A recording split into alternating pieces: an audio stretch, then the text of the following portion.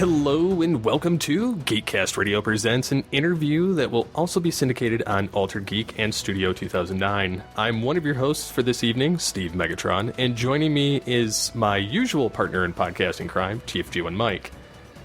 Coming to the studios tonight is Lily Wexhew.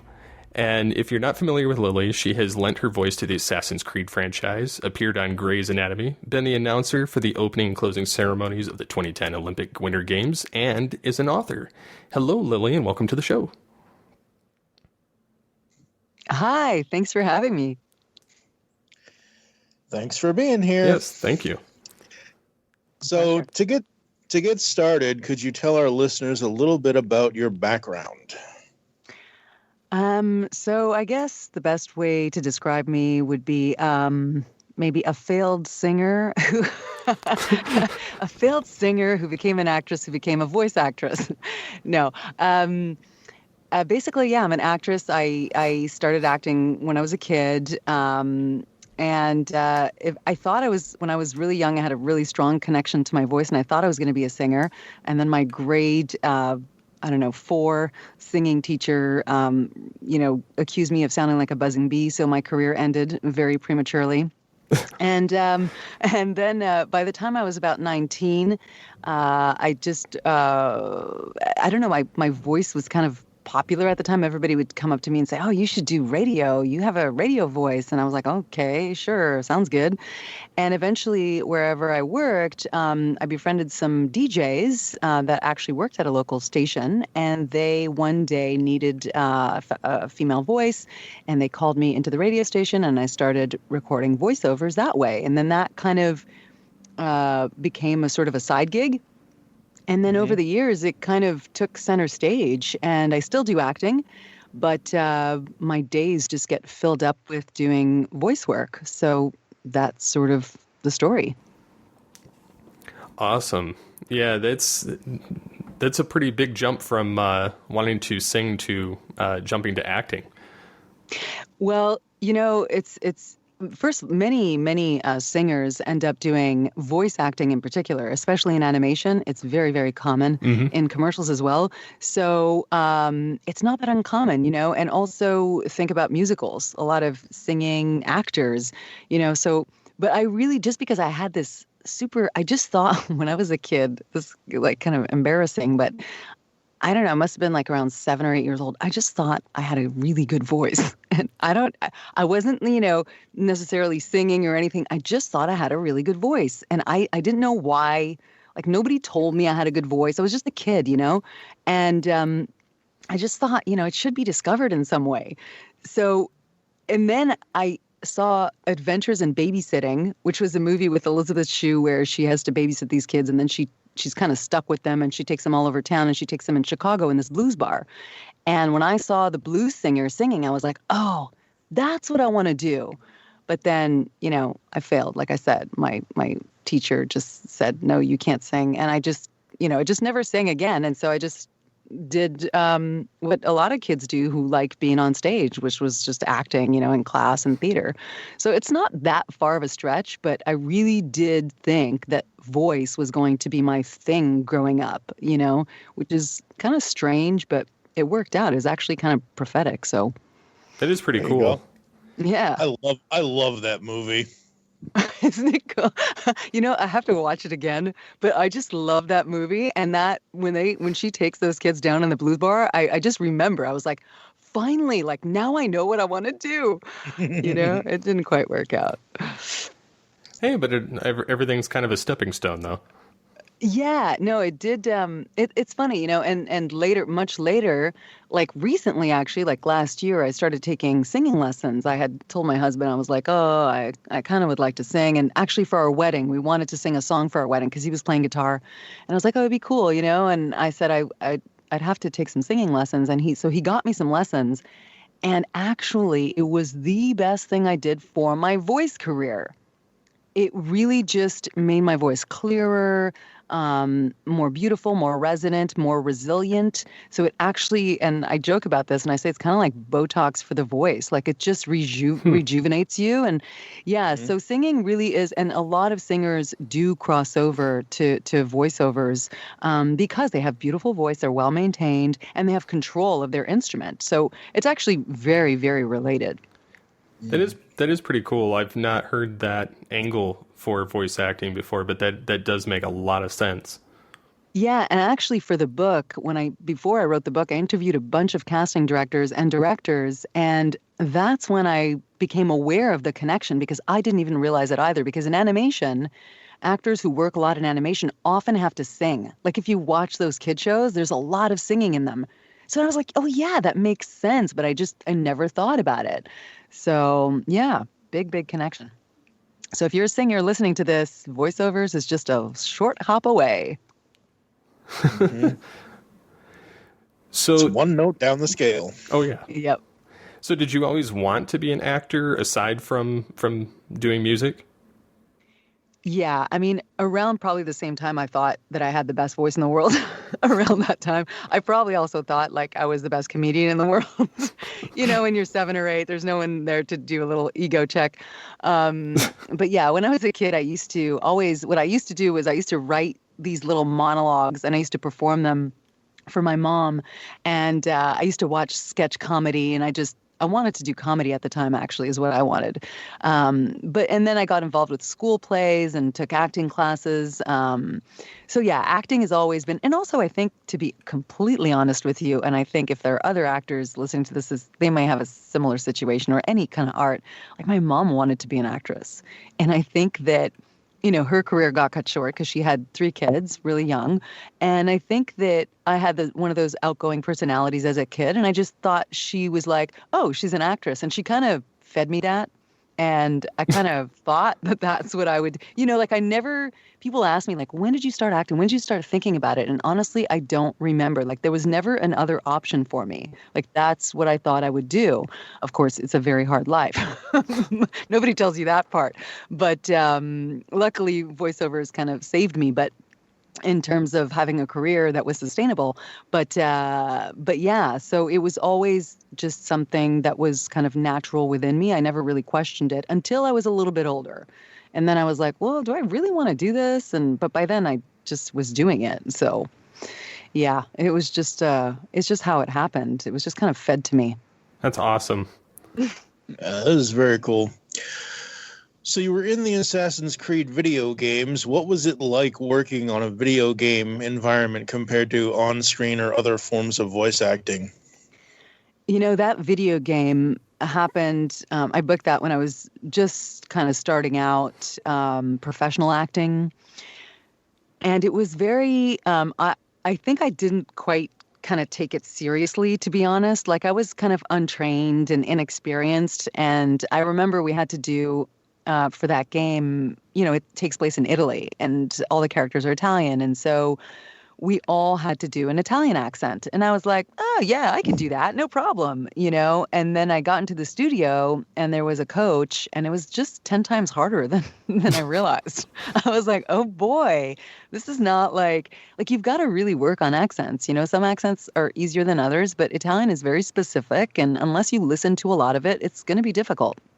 And so I was put in my place, in a way, just like you're going to have to prepare for things. It's all fun and games, but you are a professional here and people expect you to be prepared.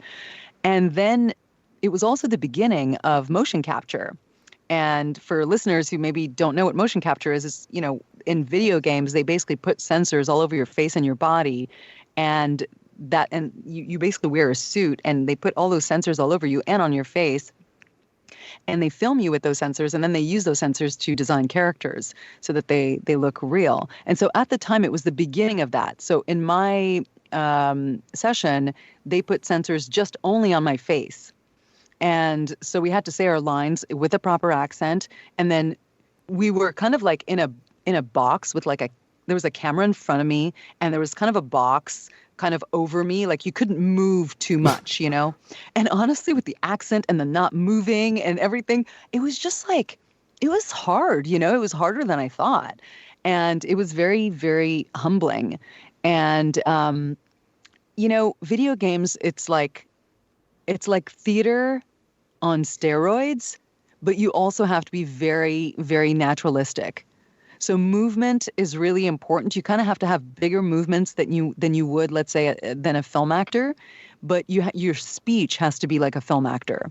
So it's kind of a science, and it takes a lot of experience to find that sweet spot. And it's just by doing it and doing it and doing it. And because the technology was kind of young, like, I think, like, I just didn't know where it sat for me, So it was challenging. I mean, is an amazing project to be a part of, but excuse me, it was not easy for me. It was challenging. I learned a lot, and I learned that in any field in the arts that you want to work a lot, you have to really love it, and then you have to train really hard. Like, it's not something you should just expect to be good at and just like ace. Training makes perfect. Yeah. Yep. Totally understand that. Yeah. Because I play some roles in a children's radio drama. Oh, that's awesome. Podcast, which I also happen to produce, but That's so cool. There was a particular season or series of episodes where I was playing, because we were doing like a Boston, kind of like a Boston Revolution type thing during the Revolutionary War. And I had to play like kind of a old-timey American, and then I was supposed to also play a British soldier, and I was just having a hard time wrapping my mind around it, because I hadn't had sufficient enough time to train for that that dialect, and because they have a couple of different dialects, and it just kind of determines which one you need to use. And there was this kid that was in there doing some other lines for a couple of other episodes that we had going, and I was saying, yeah, I'm having a really hard time doing this British accent. And he says, oh, I can do a British accent. And I was like, here you go. I handed him the script, had him read it. And I was like, oh, this is great. So I took him to the director of the program, and they were like, oh yeah, this is good. And so they used him, and I was totally fine with it. You're like, he just saved me. Yes. I was like, yes, that was so worth it. It's good when you're the producer and that happens. Not so good if you're not the producer. Yes. True. I was just like, here you go. It's so funny because Steve posted this on Twitter, and I'm like, here's at least 5 different British people that I know that you could ask about how to do it. Yeah, it's hard. I mean, accents are, they come easy to some people, and I have a very musical ear. I think that's something anybody that plays an instrument is a little bit like that. I don't know if you guys play instruments, but so you pick up the nuances. But accents, if you really want to be authentic, they require some work. Oh yes.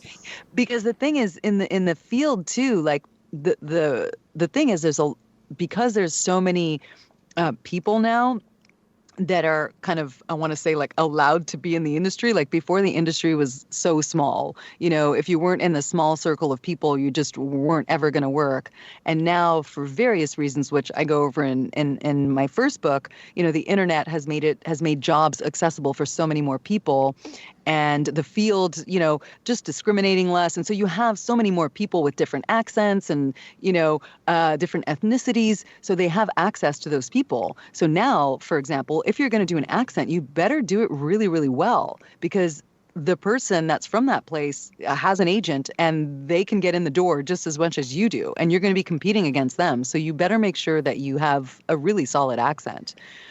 It's it's not easy. It's fun to do. Like, I love doing accents, and I'm not like a master, but I love doing it in, let's say, an acting class. You pick a British play or a play set in Boston or whatever. But it is, like, it's not easy. No. No. To pull off, and we see it too, even with famous actors. Sometimes we're like, oh, come on, please, they're only putting up with that because that actor is famous, Yes. Yes. That happens all the time. There are very few really famous people who can do a really good accent. Oh yeah, totally. So well, the funny thing about the famous people is that they're hiring them for that sound. You look at Chris Rock for example, not to throw the man under the bus or anything, but you look at him and you hear him like he's the new iPhone 12 Pro ad campaign person. That's great. He got that ad. Great. That's awesome for him. But like for the characters that he voices, like in Madagascar and things like that, they looked at him and looked at the character and they said, we want his voice. Yeah. We don't want him to do another, like, we don't want him to come in and try to do a Maurice LaMarche or a Rob Paulson or whatever. We want Chris's voice. And that's right. That's what's so interesting about the celebrity voice, the big time. Yeah. When you get, you know. That's true in it's true even on screen. You know, what happens is that those people, you know, they'll sell the movie, right? So some people will just see it because he's in it. So that's a sort of a marketing thing, you know? So yeah, you're totally right. He was not hired to do a voice. He was hired for Chris Rock, you know, do what Chris Rock does. Yeah, absolutely.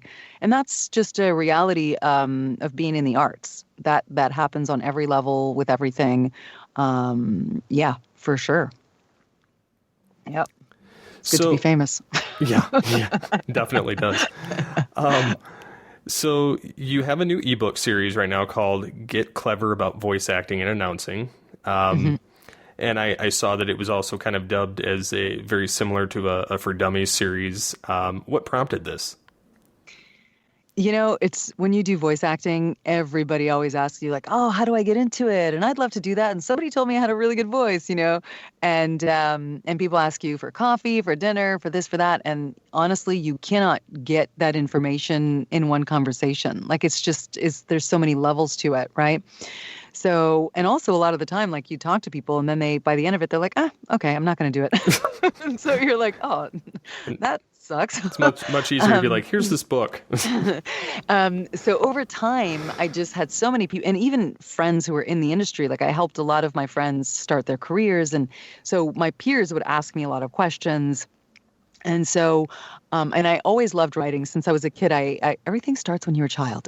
Oh, yeah. When I was a kid, I had a journal. Like as soon as I knew how to write, I had a little journal and I would always take notes and I'm just like a note taker. And so over the years, I collected kind of notes that I had put together and I just thought, so it was always kind of a matter of when and not if. You know, for many, many years, I was like, well, who am I to, talk about voice, And then one day I was just like, you know what, I'm going to do this. I love writing. And maybe later on in my career, when I'm in, my 60s and nobody wants to hire me anymore as a voice talent, I'll have started a writing career, So because it's hard. You do get more work when you're younger and whether it's on screen or for acting, but in voice acting, it's less severe, but it can happen. And so I'm conscious of that. So yeah, I just thought, you know what, I'm just going to do this. It's going to give me some good practice for writing. And it's something I know, and I know it's going to be useful to people. And so that's why I did it. It was sort of a very part-time thing that I did. It took me so long to do it. But then the pandemic happened and I had to kind of get it out in the rush because the pandemic really kind of not changed things. I want to say propelled. The industry was already going, towards the home studio and actors having to work, get their own studio. And the pandemic just propelled that. And so I knew that a lot of actors would need to set up a studio and to just need to know how the whole voice acting business worked. So then I kind of rushed to kind of, finish it all together and get it out there for people who might need it. That's great. Yeah, I've noticed too that a lot of things have changed with between COVID happening and between just the Internet of Things, and it's just easier to get people remotely. Like even like I was saying with the production aspect of doing a radio drama is. We had to adjust because of COVID and set people up with their own home studios to record. And our director is actually from Canada. Yeah. So it made things totally different. Oh, yeah. I mean, I can't tell you when this happened because what happened was a bunch of pretty much, I feel like all the agents, like in the same week, sent all their actors who didn't have home studios, but who did do voice acting by going to other studios. They sent a huge email. Everybody got an email from their agent saying, look, everybody's asking for actors, for voice actors right now. You guys need to set yourself up. And so I had so many emails and phone calls going like, what do I do? Like, my director, they need me. And and even companies like Ubisoft would send their actors microphones, like, and sound cards, so that they could, have a good sound, a good quality sound to record. Now you have to have a quiet space to record in. Obviously, the microphone is just kind of the small part of it. The quiet space is the most important part. But everybody was like, what do I do? What kind of software do I need? Like, what's going on? So yeah, it was very real, and a lot of games and animation shows just went remotely. A lot of that was already happening, but it wasn't happening on the scale of high profile companies. And now it did. And so, it's going to go back to in person. Some recordings in person are already happening, but it's really propelled something that was already happening, which is, why are you going to bother getting people in person if you can just get them, and you can get them at a moment's notice too, that's not my favorite part of what the COVID thing is, that everything now is happening. I don't know if you're experiencing that on your end, but it's like everybody, for me, my clients, everybody, it's just like they want everything now. It's like it made everything a lot faster because everybody's kind of at home and they don't have to commute, and everybody's just like at each other's fingertips. So it makes everything faster, which is really like difficult, because all of a sudden it's like I had like before, like my clients would, for example, schedule a session in 2 days or in 3 days or next week. Now they're like, can you do this today? Because they know that I'm there in the studio. And so it's made a lot of things faster. But back to the previous subject, it's like, yeah, it changed. It made it possible for people to work from home. And, it's those trends, even though some of the studios are going to go back to in person, obviously for motion capture, they're going to be back in person. But a lot of the video games that don't use motion capture, they're not going to go back. You can get a director on the line, like exactly like you're saying, and like your show is going, and it can all be done, just fine. So, yeah. It's totally different environment now, but yeah, it's good. There's good and bad. Yeah, it's more stressful. I don't know if you felt that, but it's more stressful now. I find that people are just expecting things like, for instance, auditions. We used to have, like, for video games, normally you'd get like 2 or 3 days, and for animation, the same thing. And for commercials, you'd have, I want to say, it used to be 2-3 days, then it went down to 24 hours. Now it's the same day. And a lot of times my auditions have to turn them around like in an hour. And, wow. It's tough because, it's just so demanding. We've just become like, it's just a race, and it's hard to keep up with. Like, honestly, a lot of times, like the auditions that are like that, unless I know the casting director and they know me and they've specifically asked for me, or it really fits me, I don't bother anymore, because I'm just like, I can't, first of all, I've got work or whatever, and it's not sustainable. It's not sustainable to do that. So I don't know what's going to happen, but that part of the industry is tough. And even for actors, like, as an actor, you used to go to there were self-tapes, what we call self-tapes, which is you record your audition, a friend reads the lines with you, and then you record your audition and you send the video in. So that kind of has been happening for years. It started primarily for actors, famous actors who might have been out of town, or working actors who were out of town. And then it became kind of a thing that happened a lot. And now, it's becoming the norm. So now there's no in-person auditions. But the thing is, for self-tapes, you used to get like 3-4 days. Now I got a self-tape yesterday and it was like, due today, but please, please, please, please send it to me well before then. Meaning, send it to me today, Yeah. Which was yesterday. And it's like, okay, and sometimes it could be like 9 or 10 pages of dialogue. So it's, it's going fast. Yeah.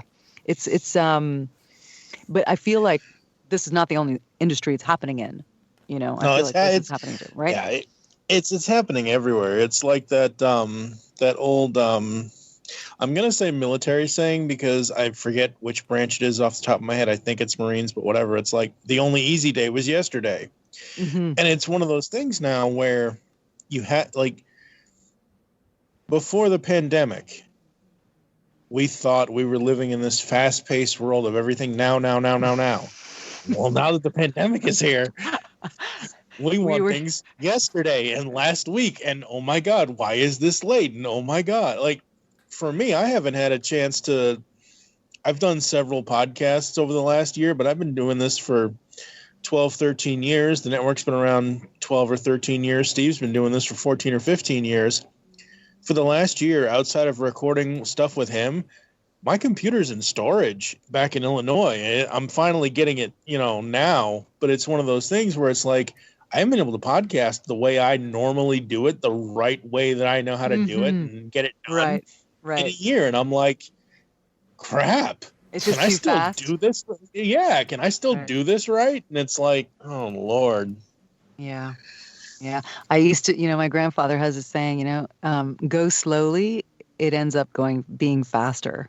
Yeah. Go slowly, it ends up being faster. And it's true. Like if you do things right, you do. Like what happens to me now, even for voice work, let's say on more corporate stuff, the clients will send me the script and then they'll just say, oh, no, there's some changes like 3 days later, So instead of getting it right the first time, so now they go back and they go back and they go back, So it ends up actually being more like energy. It's not cost efficient because your energy, you're constantly having to go back again instead of just doing it right the first time, So it's, yeah. Oh, we had it so good before we didn't know. You don't know what you have it until you lose it. Oh, yeah, totally. So, absolutely. Go ahead, Mike. What do you recommend to people who want to get into voice acting? How do you recommend them have a plan to do so? If somebody comes to me and they want to do voice acting, the first thing I want to know is, do they perform in any way? Have they ever been on stage? What their background is. Like, for instance, somebody came to me the other day and they were like a preacher. And so that's kind of perfect because this person's already performing. They're already aware of performing. So that's always good. If you don't have any experience performing, my first thing would be to find out what kind of voice work they think they want to do. And if it's anything acting related, whether it's animation, video games, commercials, even narration, I would say to them, I think you should go take an acting class if you've never taken one. Go take an acting class, or if you're not into acting, do some improv. Do something that's going to get you on stage, going to get you out of your head, and it's going to get you to commit to saying things that you have not written, but that you have to get behind. Because that's our job as voice actors.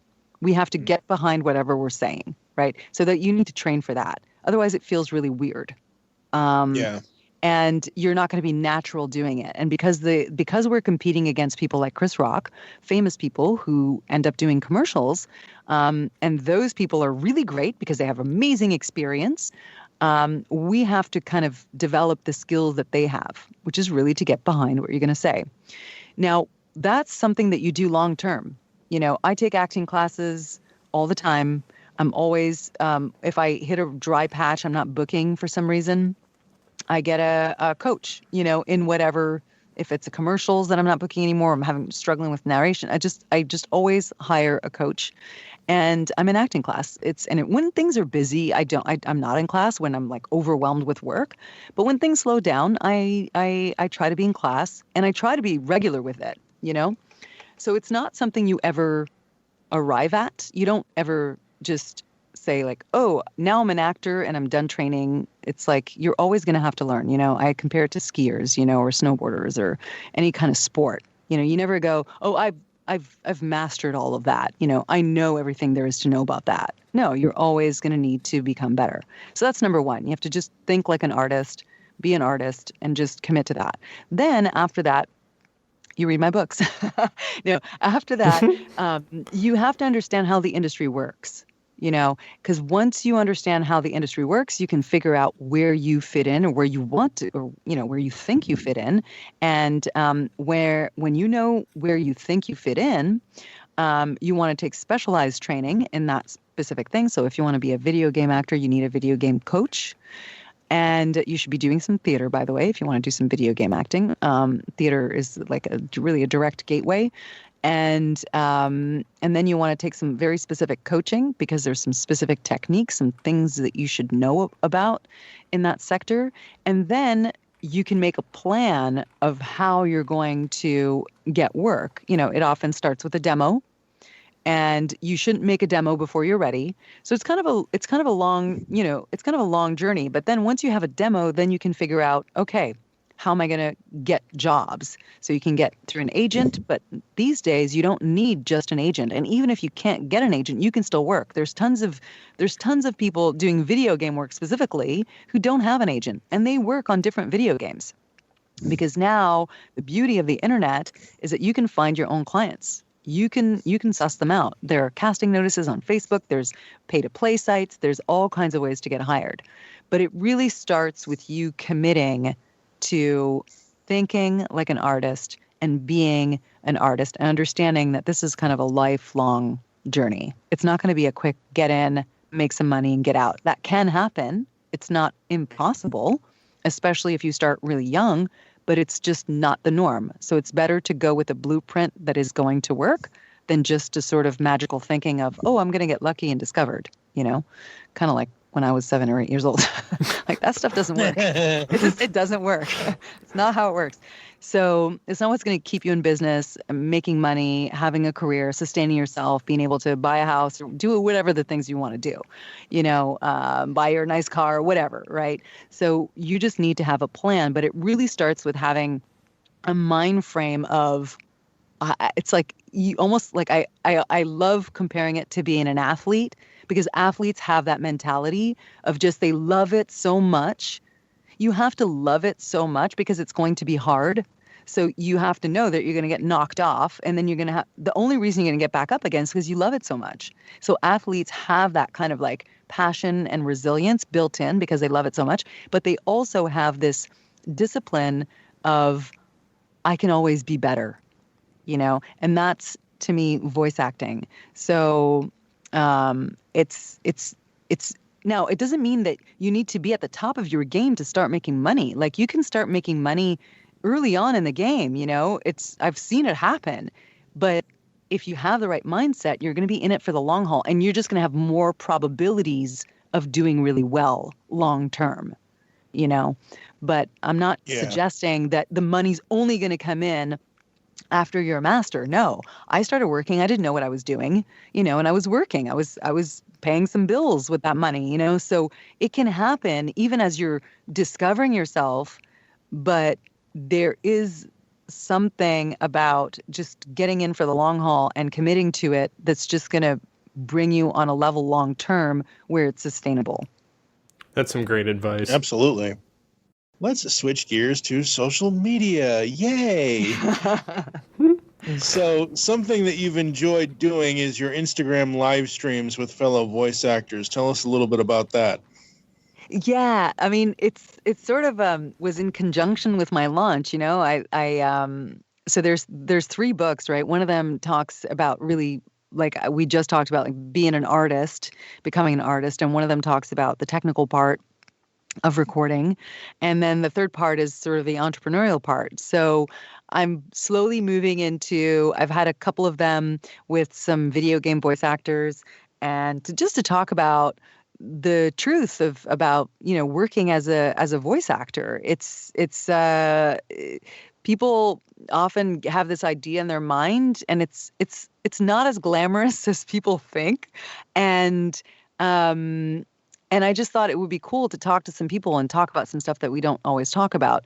So the next guests will probably, we're going to get a little bit more technical. And then in the third part, we're going to get a little bit more about the entrepreneurial aspect.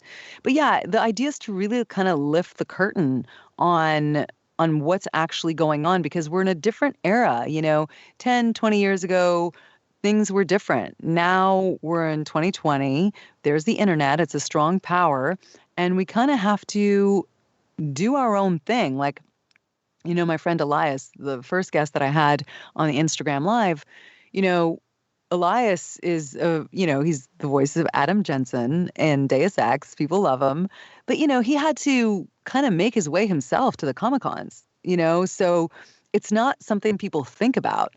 It's just, but you have to always be doing things yourself.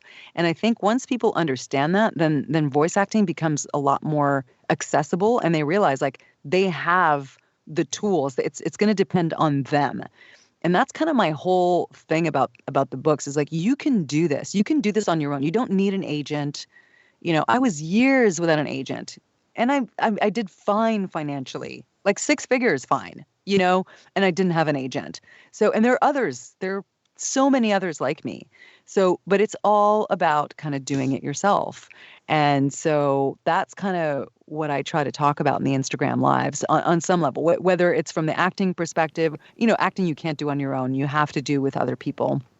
But, right. The technical part and the entrepreneurial part, all those things you can also do with other people. But the point is you have to take charge. Nobody's going to take you by the hand and, just like I said before, like discover you. You're going to have to do things on your, even if people on the outside world think, wow, that guy, or that girl, they're so successful. I want to be like them. Well, guess what? They do a lot of their stuff on their own, Mm-hmm. And so it's kind of empowering to know that, because then you're like, oh, okay.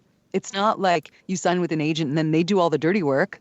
No, it's not like that anymore. You have to do all the work now.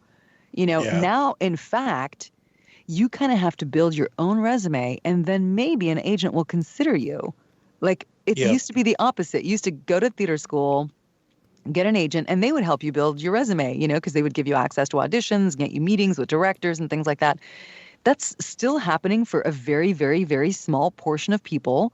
The rest of us mortals have to just build our own careers. But it doesn't mean you're not going to have an excellent career doing extremely well and reaching a 6-figure income if that's what you want. It's not going to be overnight. It's not a guarantee. No, there's no such thing. But it is absolutely within the realm of possibilities if you work hard.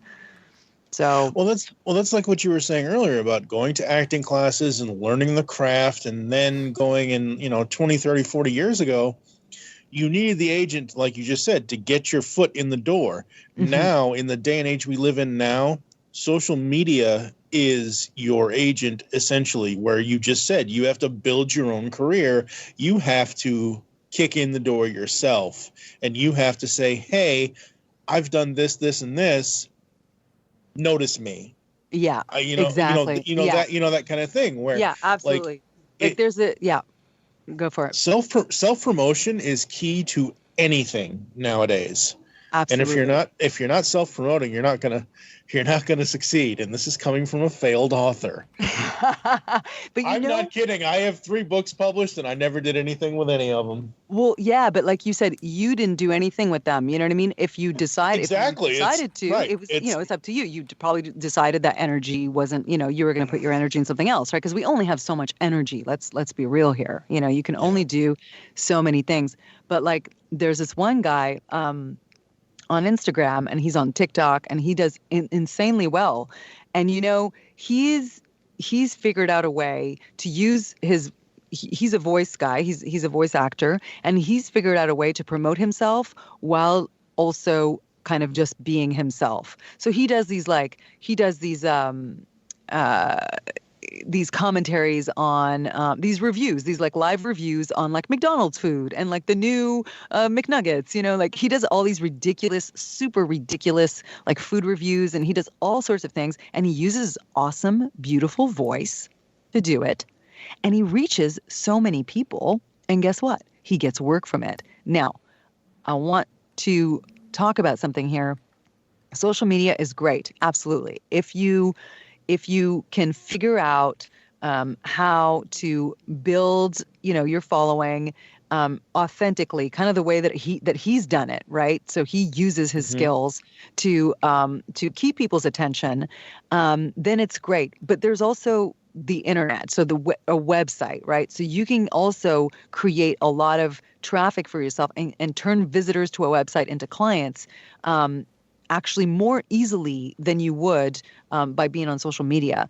But social media is an important tool. And if you're young and you already enjoy getting likes and you've already figured out that I get more likes when this happens or I get more likes when that happens, then you already have kind of a leg up. That I talk about that in the book. It's like a lot of people are scared of the skills that you need to become like a working voice actor. But the truth is you already have those skills. You're already on Instagram waiting for those likes. You're already doing that and getting them and building your following. Well, it's the same thing with your marketing. It's going to be the exact same thing. You're going to get out there and knock on doors and people are going to like, or they're just going to pass. It's the same thing. It's the same skills. So, but I just also want to reassure people that if social media is not your thing, for instance, and you're someone that you're taking classes and your teachers are like, you're really great. It's time for you to get clients. It's time for you to go out there and get yourself out there. There's also other tools like search engine optimization, for instance, right? That you can use to help buyers find your website. So there are other tools that you can use as well to promote yourself. But either way, you are the one that's going to power that machine. You can get some help. You can hire a company to do it with you.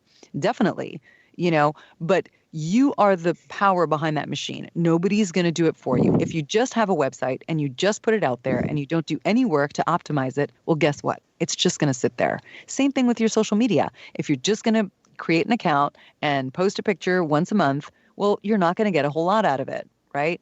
So you have to power that machine. But what I also want to say, though, is that you don't have to power all of them all the time. Pick one machine that works for you, that works with your personality, that works with what you have to offer, and focus on that. For some people, it's YouTube. It can be a different thing depending on your talent and what you want to do.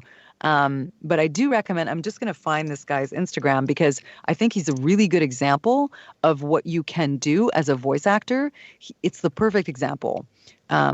So let me just try and see what his handle is. Sorry, guys, you're probably gonna have to edit this. But it's crazy too what you can achieve just through just self-promotion of just having fun with it. Oh yeah, I mean, I got so many clients just reaching out to people with my material, and it's just something that you can do that is well within your reach. And if you like getting likes on Instagram, you'll be fine with marketing. It's the same thing. It's exactly the same thing. You're throwing spaghetti on the wall, and some of it sticks and some of it doesn't. And you learn which ones stick, and that's pretty much it. Yeah. It's funny. We've been doing this thing for God knows how long now with the podcasting, and Steve says we have numbers, and Steve says that specifically my stuff gets listened to, and I never believe him until he actually shows me a sheet, because every time I put something out there, every time I put in a podcast episode out or whatever, it's like, oh, okay, it's just Mike doing another one of his posts.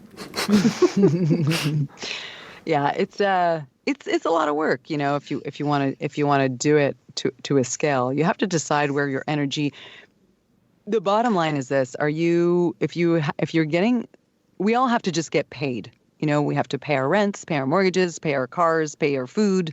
So whatever brings in that money, the rest is kind of extra, right? So it's like if you're making money with your voice or with your whatever you're doing, if that's making you money, then you don't need to go out and have a crazy social media account. You're making the money. It's if you're not and you're looking at ways to market yourself, then that's when it becomes a proposition, But you can, like, I spent my first years just reaching out to people. And that's all I needed to do. So I didn't have to build a huge social media presence because I reached out to people personally, and then eventually those people became my clients, and then those people became repeat clients, and then they just keep coming back to me. Right. So then it creates like, oh, I have a bunch of clients that keep me busy. So I don't need to do all that social media work. But if you're just starting, they're great tools to get out there and show what you can do and attract some new eyeballs, because everybody's on social media. So the guy that I was telling you about, who's a great example, his name, his handle is S_Johnson_voiceovers. So he's just figured out, like, you know, he uses his personality and his voice, and he packages it in a way that you know what you're getting. If I'm going to be a client, I know, like, I instantly know why I want to hire that guy. It's clear, you know, he's got this big baritone voice. He's hilarious. So I know he's going to bring out the humor in any copy I give him. And he's just a no-brainer. You know, I don't need to listen to 50 demos. It's just like, I hear him and I'm like, that's the guy, you know? So if you can look at this example, and you think you have something you can bring, then that's a great way to handle your social media, whether it's on YouTube or Facebook, wherever you want to be. Right. Nice. Absolutely. Yeah, that's great. Yeah, I'll have to check him out later. I just sent it to you. Oh, okay. He's very funny. He's hilarious. So, before we let you go, how can our listeners find you and the various projects you have coming up that you can speak about? Okay, so I work primarily in a sector of the industry right now that is, it's just not, it's like I do a lot of boutique voiceover work. So basically it's ad agencies who are doing manifestos. A manifesto is when a company talks about themselves. Oh, okay. Not necessarily like a product in particular. And they basically hire me to be the voice of that manifesto. And so a lot of the stuff happens behind closed doors, and it's very annoying because, you know, I would publicize a lot of it, but I can't, because a lot of it is, as we were talking, you know, before the show about the non-disclosure agreements. So I would say right now, you know, the best thing to keep in touch with me would be, you know, go to my website, lilywexhewvoiceovers.com. That you will usually have the latest things I've worked on. And then let me just think if there's anything special that would be like, oh, wow, you know, well, right now it's political season, so I do some political messaging, but I don't want to get into that because who wants to talk about that? That's not fun. Right, exactly. So it's a lot of stuff like that, you know, so it's not like the super sexy stuff, unfortunately. But if you go to my site, you'll see what I do. And I'm just trying to think of something. I recorded something all day yesterday. Oh, it was, you know what I get hired to do a lot of these days? It's just coronavirus, like, prevention, like all of it. It's just coronavirus, just wear a mask and protect yourself and do this and do that. And one day we're all going to be able to get together. So it's all of that stuff. So it's not very sexy. So since you're in voice acting and announcing and all of that, why isn't your book on Audible? Oh, yeah, because that would take so long. Oh, come on. It can't be that long. I know. You know what? You know how long it took me to like finish writing that thing and bring it to a level that was like acceptable, like reading, like, because like when you write a book, like at the beginning, you're like, oh, this is easy, I could just write anything. And then you're like, oh, that's really crappy writing. So it took me a long time to get it to a level that was like professional, you know? And then, so now I would have, you're right. I would have to, I mean, so many of my friends ask me that. They're like, oh, come on, just do it. You know, it's time consuming right now. Since the pandemic hit, it's been so busy. Honestly, I did not imagine this would be the case. But it's been really, really, really busy, and I just haven't stopped. So when things slow down, I'm assuming around the holidays probably, although this year, who knows? Who knows? You know, there might not be holidays, you know, but yeah, when it slows down again, that's something that I know people have asked me to do, and I will do it because, hey, who wants to read, right? It's way better to listen to stuff. Well, here's my thing. It's a book about voice acting and announcing. I know. You would, and honestly, it isn't just that. It's more so for me personally. Yeah. While I grew up reading and I love reading, I absolutely do. I mostly on the Audible stuff that I do listen to, it's mostly autobiographies and that kind of stuff. Mm-hmm. So, whatever. But it's like I love hearing the people that wrote the book read the book to me and hear it in their voice instead of me reading the text on the page and trying to think in my head, what are they really saying? How are they sounding when they say this? So I'm a very auditory type person, and it's like, I'd rather hear it than try to strain my eyes to read it at 1 a.m. Yeah, no, I totally hear you. I'll always remember the day that this is a long time ago, it was still cassette tapes.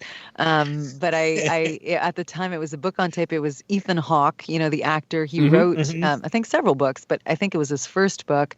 And I put it in the car, and I had a long road trip. And I was like, oh, this is so cool. Like Ethan Hawke narrating his own book. Like, yes, so I totally get what you're saying. I'll join the club eventually. I will. You're making a really good point. Which point was that? Was that Rules for a Night? I think it was called Ash Tuesday or something like that. Oh, I don't know. I think it's one of his first books.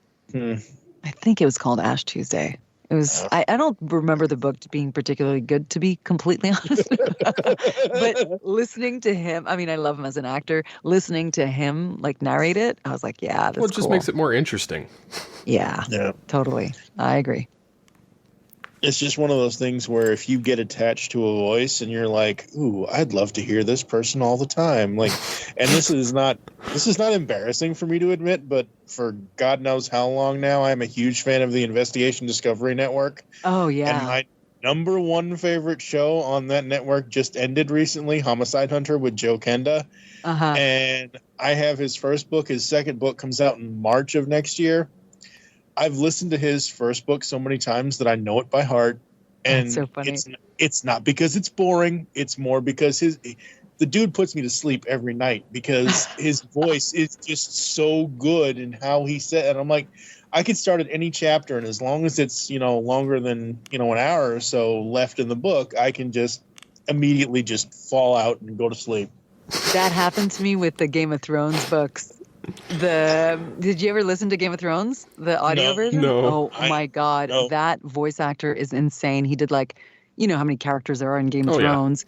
Yeah. Right. But in the book, it's just so crazy, and there are 50 hours per book, by the way. And I would totally every night just put that on and just totally fall asleep. And then my husband the next day would be like, "But you don't know what happened." And I was like, "No, I don't." But yeah, I hear you. Get to be put to sleep by audio. It's fun. Absolutely. We would like to thank Lily for taking the time to chat with us in this Geekcast Radio Presents interview. Stay tuned for future interviews on Altered Geek, Geekcast Radio, and Studio 2009. We will catch you next time, folks. Bye-bye.